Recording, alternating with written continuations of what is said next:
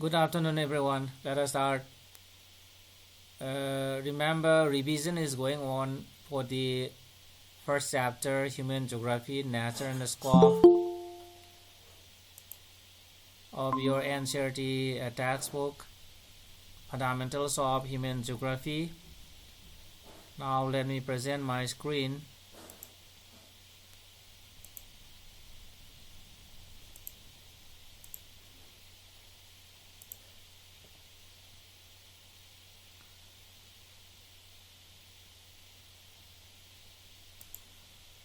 So today we shall learn about three main schools of human geography.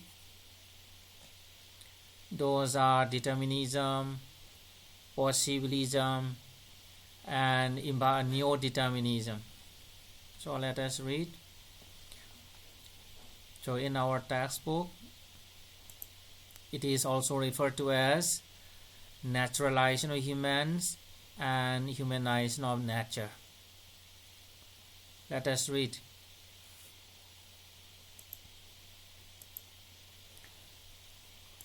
So human beings interact with their physical environment with the help of technology. So we interact with the physical environment with the help of technology. That means we use resources with the help of technology. Okay, and it is not what human beings not important what human beings produce and create, but it is extremely important with the help of what tools and a technique do we produce and create. That means technology is very, very important, okay, to interact with the physical environment, and accordingly culture is developed. Okay, see, technology indicates the level of cultural development of society,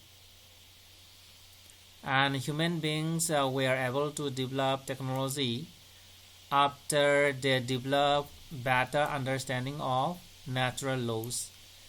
Okay, so we have been able to develop technology after having this better understanding of natural laws. After knowing the natural laws, we are able to develop technology. And you also must know that technology indicates the level of cultural development. Technology indicates the level of natural resource utilization, and accordingly it also indicates the level of the economic development. Okay, and we have been able to develop technology after developing better understanding of natural laws. So for example, the understanding of the concepts of friction and heat helps us to discover fire. Okay, human beings, after knowing the concepts of friction and heat, help us to discover fire. Okay, I think you may be learning in history also about this discovery of this fire. Okay, and similarly, this understanding the secrets of DNA and the genetics enable us to conquer many diseases.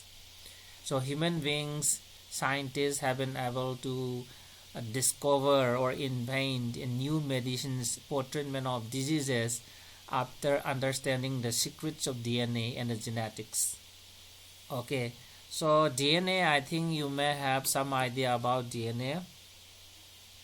DNA stands for this deoxyribonucleic acid.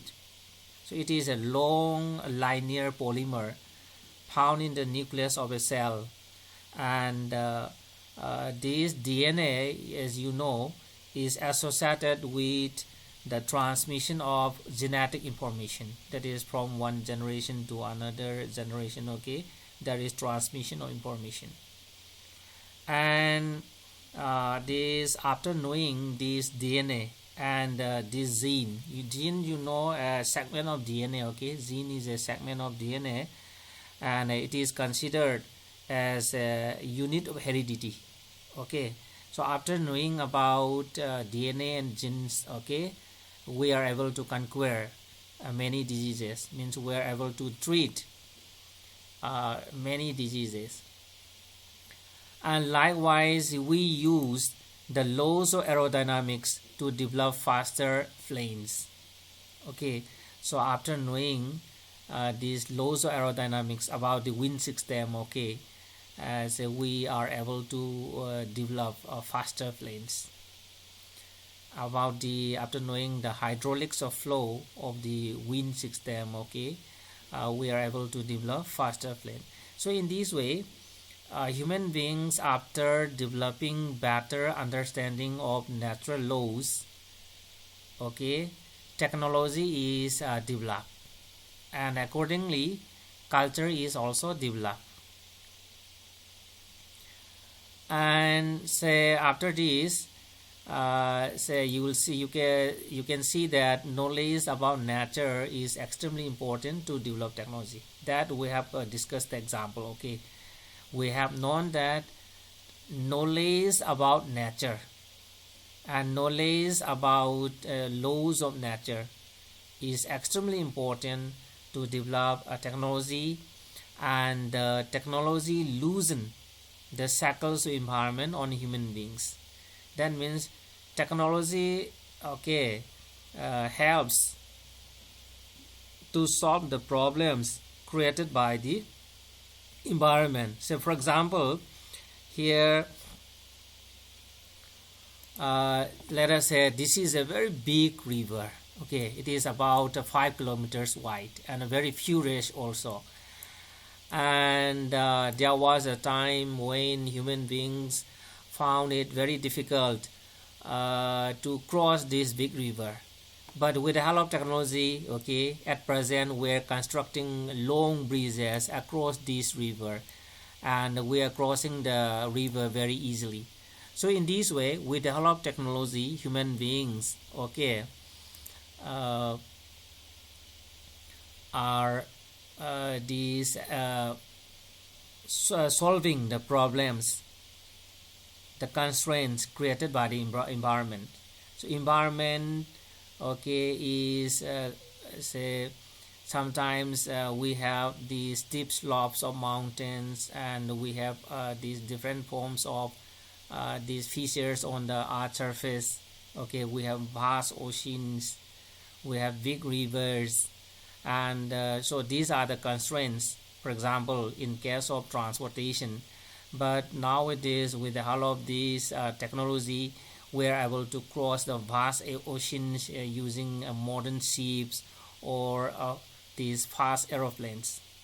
So in this way, technology loosens the shackles of environment on human beings. Okay, shackles here mean constraints. The problems created by environment is solved using technology by the human being. Okay. Are you clear? Any question from your side?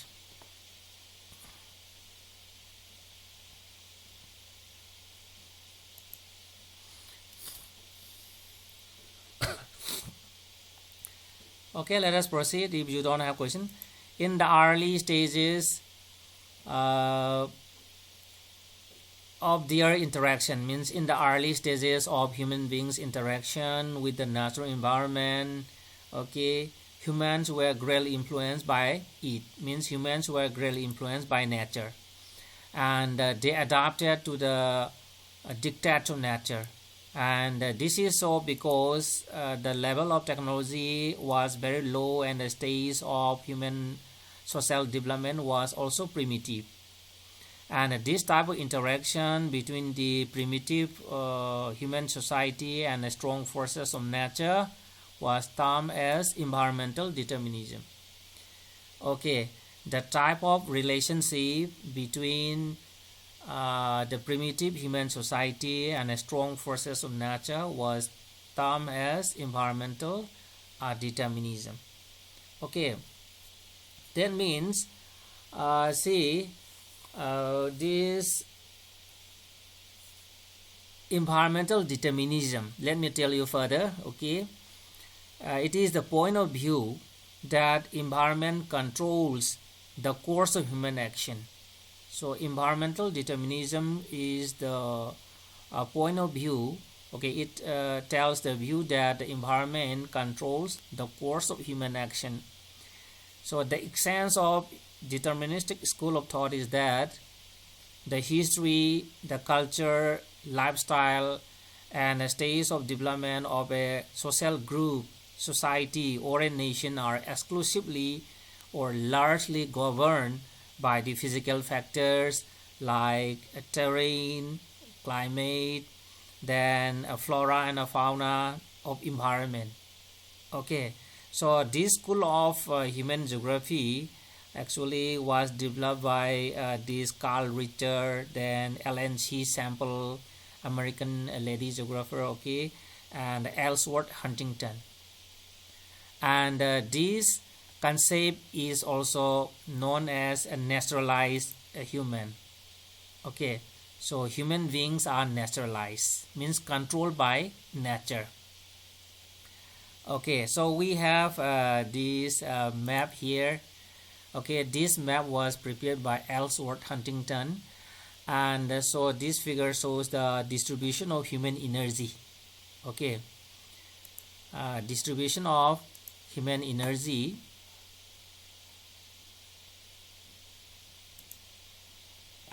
See here, distribution of human energy on the basis of climate. So when we see this map, so we find that the northeast USA, then the northwestern part of Europe. Okay, here the climate is so favorable and so comfortable that the level of human energy is very high. Just see here. Okay, see here, see this index, the black color. Okay, the dark shade tells very high level of human energy, because here the climate is very, very favorable. On the other hand, see the Sahara desert area. Okay, and other areas, see, for example, Amazon forest also. Here the climate is very harsh, and that is why the level of human technology, the level of human energy is either low or very low. Okay, so in this way he correlated the level of human energy with the climate. Okay, and just see about India. Okay, India also has this low level of human energy, and that is why we are less developed with the as compared to the Western world. And accordingly, so we have this distribution of civilization where the level of human energy is very high, the level of civilization is very high. Just see here also. And likewise, see here in the African areas, Sahara desert areas, where the level of human energy was very low, and so the level of civilization is very low. So in this way, Ellsworth Huntington correlated, okay, this climate with the level of this human energy and the civilization. So this is about environmental determinism. So in case of environmental determinism, see, human beings are naturalized, that means controlled by the human being, and human beings listen to nature, and human beings was afraid of its fury, and human beings worship nature. Okay, so this is about environmental determinism. And here in the box we have a story of these naturalized humans, telling about, that means this story explains about the environmental determinism. Here this is the story of Banda. Okay, and Banda lives in the wilds of Abus Maria area of central India. So actually Abus Maria is an area in Chhattisgarh. Okay, is an area in Chhattisgarh, and here We have different, this is the home of different types of tribes, including Abus Maria tribe. Okay, so you may read yourself. This is about this environmental determinism. That means it explains about the environmental determinism. And when you read this story, you will find that Banda, okay, a man who lived in the Abus Maria area of the Chhattisgarh, was totally naturalized by the nature, means totally controlled by this nature. So he practiced primitive form agriculture called shifting cultivation, because technology level was very low there.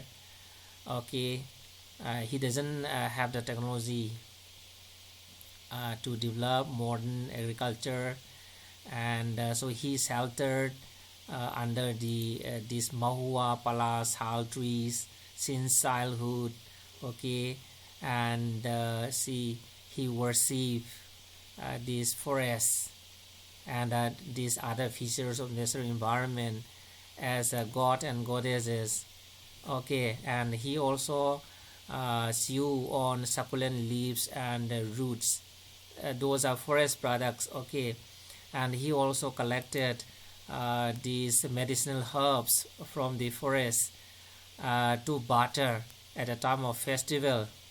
Okay, so in this way you'll find that Banda is totally his lifestyle. Okay, his ways of living, his lifestyle, his culture is determined by the nature.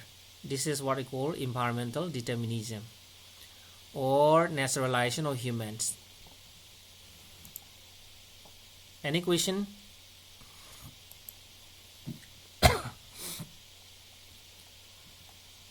Okay, if you don't have, so let us proceed.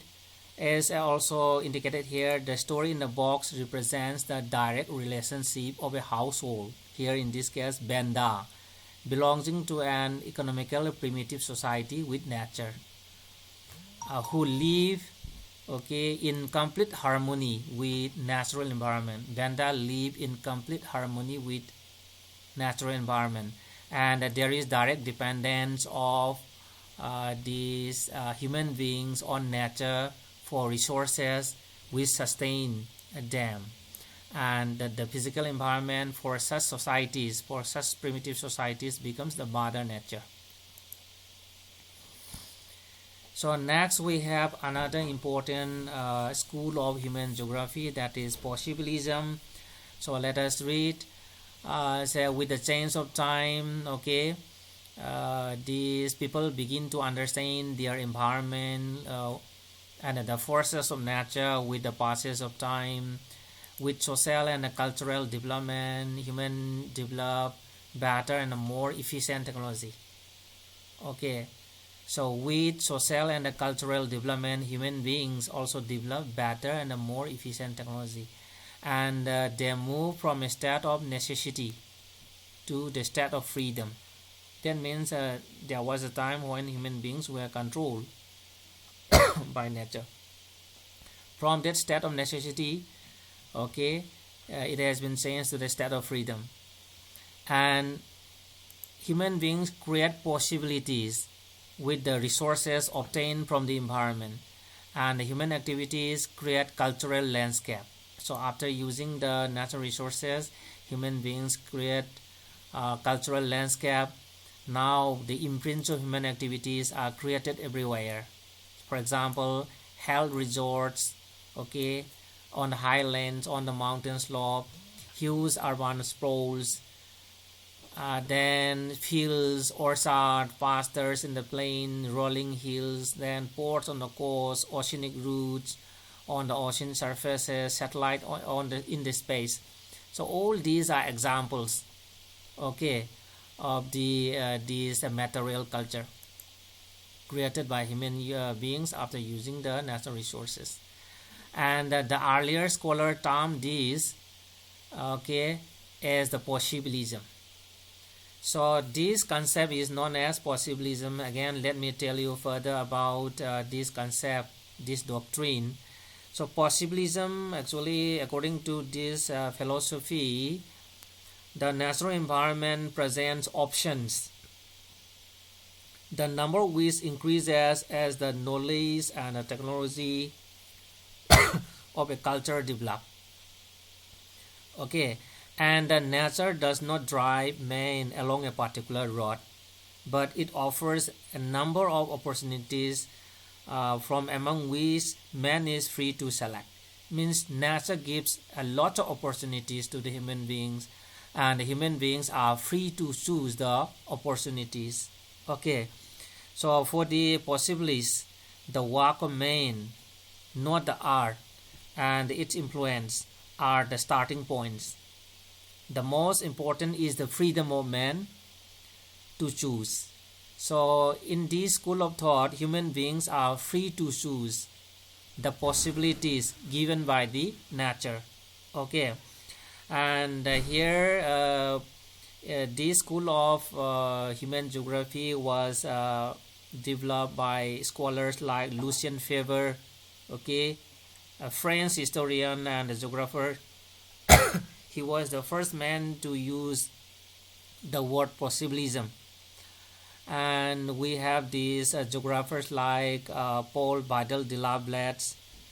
Okay, so these are great supporters of this concept possibilism. And this concept of possibilism is also known as this humanization of nature. That means nature gets humanized, means human beings are modifying the nature using the technology. Okay. And here so this story in the box again explains about the humanization of nature, that is about possibilism. Remember, possibilism, okay, according to this philosophy, nature gives a lot of possibilities, a lot of opportunities to the human being, and the human beings are free to choose the opportunities. Human beings are not totally controlled by the environment. So this is the essence, this is the main theme of this possibilism. Okay, and see here, this is a story about Kari.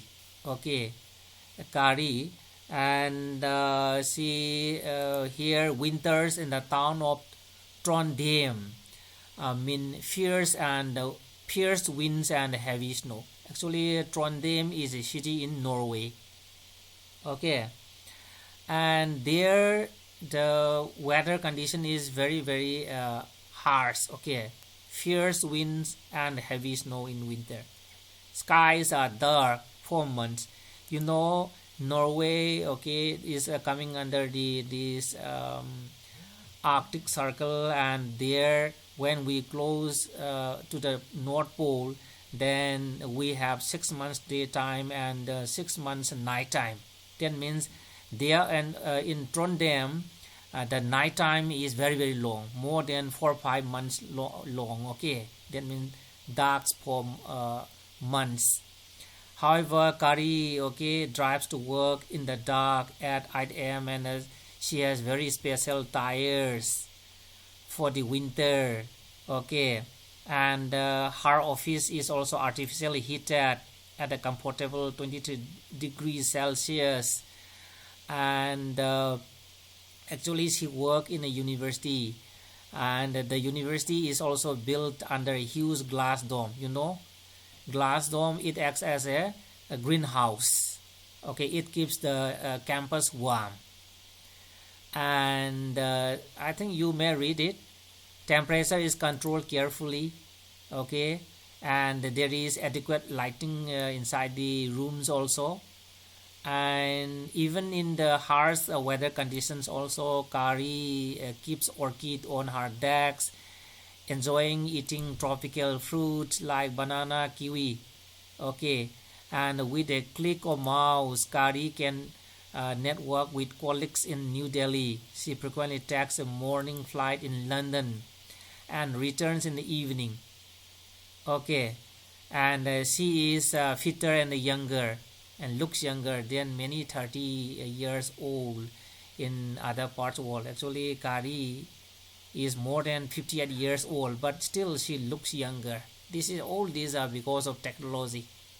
Okay, and even in the harsh climatic condition, okay, she lives very, very comfortably, controlling the temperature, controlling the weather. Okay, and this is what we call humanization of nature, and it is also known as the doctrine of Possibilism. Okay, so you may read it, and see, you may ask yourself, can you imagine what has made such a lifestyle possible? What has made Kari's lifestyle possible in a very harsh climatic condition? So it is the technology that has allowed people of Trondheim and others to overcome the constraints imposed by nature. So it is only because of technology that people of Trondheim and others to overcome the constraints created by nature. So this is about Possibilism, and next we have another school of geography that is known as Neo-Determinism. So this concept was developed by an Australian geographer, Griffith Taylor. Okay, so his photograph is here. So Griffith Taylor. So he is Griffith Taylor, Australian geographer.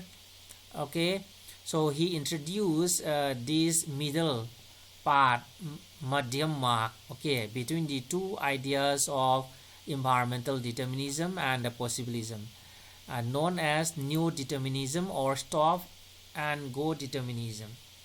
Okay, so Griffith Taylor believed that the best economic program for a country to follow has in large part been determined by nature, and it is geographers' duty to interpret this program. So according to Griffith Taylor, the best economic program for a country to follow has in large part been determined by nature. So technology may be there, but to make you profitable, say it depends on the nature. It depends on the condition given by the nature. So you may be able to construct a very big building in Antarctica, but it may not be profitable, because you are still controlled by the nature. That is what he is telling, and man is able to accelerate, slow or stop the progress of a country's development, and he is like the traffic controller in a large city who alters the rate, not the direction of progress. Human beings can control the rate of progress, but not the direction. And that is why his phrase stop and go determinism is very, very suitable. See here. About the meaning you may read yourself. Say here rate means stop, in a big city. Then amber light, that is yellow, provides a gap between red and a green light, to get set, and a green light means go. So this concept of Neo-Determinism, Neo means new, shows that neither is there a situation of absolute necessity, that is environmental determinism, nor is there a condition of absolute freedom or possibilism. So according to this concept, neither is there a situation of absolute necessity, nor is there a condition of absolute freedom. And it means that human beings can conquer, human beings can conquer nature by obeying it. Means human beings can utilize nature after obeying the nature. That means man chooses, but only from the range which nature presents him. We can choose the opportunities, okay, only from the range which nature presents us. Okay, we have known that human beings can change the environment through various innovations. Just remember the story of Kari. Okay, human beings can change the environment through various innovations, inventions, technology, and activities. But there is a limit to change by a human, and the environment compels them to stop. Okay, let me repeat. A human can change the environment through various innovations and activities, but there is a limit to change it. To change the nature by human, the environment compels them to stop. That means we have to respond. Okay, human beings have to respond to the red signals and can proceed in their pursuit of development when nature permits modification. That is the point mentioned here. We have to respond to the red signals and can proceed, can go ahead in their pursuit of development when nature permits modification.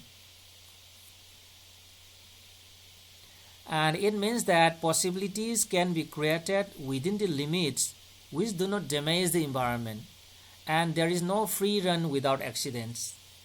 Okay, let me repeat, possibilities can be created within the limit which do not damage the environment. While using the natural resources, we should not damage the environment. And there is no free run without accident. Free run is a type of race, okay, where the athletes do vaulting, jumping, some somersault, and other acrobatic movements, okay, to negotiate the obstacles in the race. And while these performing or while joining this kind of race, and definitely there may be accident. Okay, while you are jumping the obstacles and while you are doing the different types of movements in the race, you may get some kind of accident. That means there is no free run without accident. And the free run which the developed economies attempted already resulted in the greenhouse effect, ozone layer depletion, okay, then global warming, resetting glaciers, means melting of ice, and degrading lands. That means different countries race among themselves for development without thinking for the future, and that is why we are facing the problem of greenhouse effect, then ozone layer depletion, then rise in the earth oceanic temperature, earth atmospheric temperature, there is melting of ice, and there is degradation of land. So all these are because of the limits created by the nature. And when human beings cross the limit given set by the nature, then there will be environmental degradation. Okay, and the Neo-Determinism conceptually attempts to bring a balance, nullifying the either or dichotomy. That means Neo-Determinism tries to bring a balance between the environmental determinism and the possibilism. Okay, nullifying means to declare invalid. Okay, nullify means either the concept of environmental determinism or the concept of possibilism is invalid. Okay, the concept of environmental determinism is also invalid, and the concept of this possibilism is also invalid. Means Neo-Determinism tries to nullify, means tries to declare the concepts invalid. That means dichotomy, dichotomy, the meaning of dichotomy is dualism. The twofold division of human geography, okay, of schools of human geography into possibilism and environmental determinism is invalid. And this concept of neo-determinism tries to bring a balance. Okay, so this is the main idea.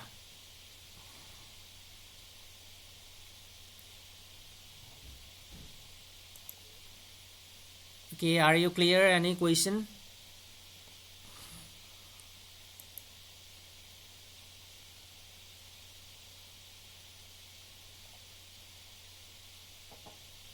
Remember, environmental determinism tells that human beings are controlled by nature. And for the possibilism, human beings modify the nature, okay? Nature gives many opportunities to the human being, and the human beings are free to choose it, and thus modifying the nature. And the neo-determinism tells that, okay, we may able to modify the nature, okay, only by obeying the nature. We have to obey to the nature. If we don't obey, then there will be environmental problems. Okay, so with this, let us stop here for today. Thank you very much for joining my class.